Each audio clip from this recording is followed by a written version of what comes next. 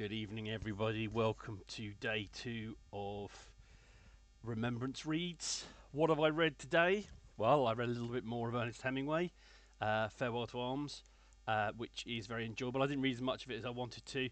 As usual, on a weekend, I got distracted by not very much, but it killed time, whatever it was that I did. I'm starting to really enjoy this now. It's taken me a little bit of time to get used to the rhythm and the structure, and the way he has shorn his sentences of all sort of what I'm going to call literary frippery. If try saying that for 10 times when you're drunk. So that, and then most importantly, I read part 2 of in parenthesis by David Jones.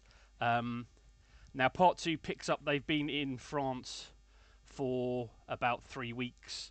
It talks about the training they've done. There's a great little throwaway bit about lectures by the bombing officer where he talks about the Mills Mark IV grenade.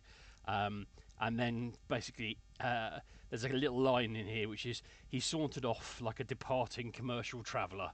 And it's sort of a good subtle dig at the sort of commercialisation and mechanisation of death in World War One.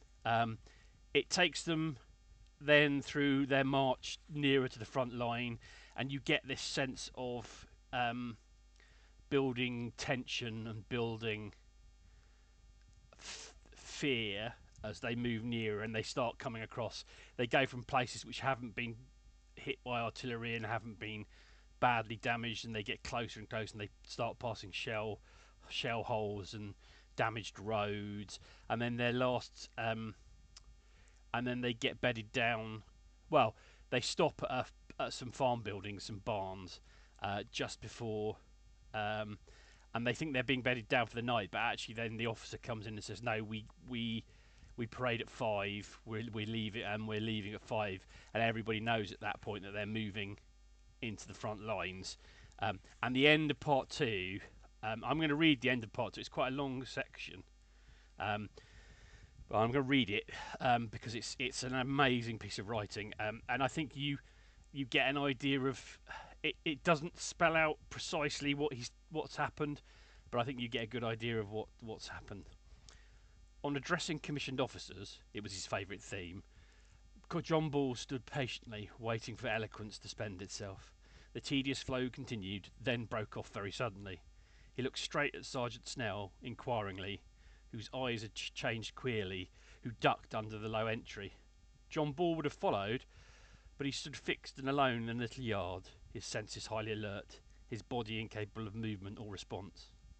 The exact disposition of the small things, the precise shapes of trees, the tilt of a bucket, the movement of a straw, the disappearing right boot of Sergeant Snell, all minute noises, separate and distinct, in a stillness charged through with some approaching violence, registered not by the ear, nor any single faculty, an onrushing pervasion, saturating all existence, with exactitude, logarithmic, dial-time millesimal, of calculated velocity, some mean chemist's contrivance, a stinking physicist's destroying toy. He stood alone on the stones, his mess tin spilled at his feet, out of the vortex, rifling the air as it came, bright, brass-shod, Pandoran, with all filling screaming, the howling crescendo up-piling snapped. The universal world breath-held, 1/2 second, a bludgeoned stillness.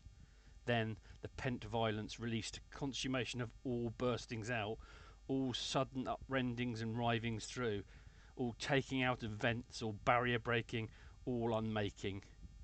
Panitric begatting, the dissolving and splitting of solid things, in which unearthing aftermath, John Ball picked up his mess tin and hurried within, ashen, huddled, waited in the dismal straw. Behind E Battery, 50 yards down the road, a great many mangolds, uprooted, pulped, congealed with chemical earth, spattered and made slippery the rigid boards leading to the emplacement.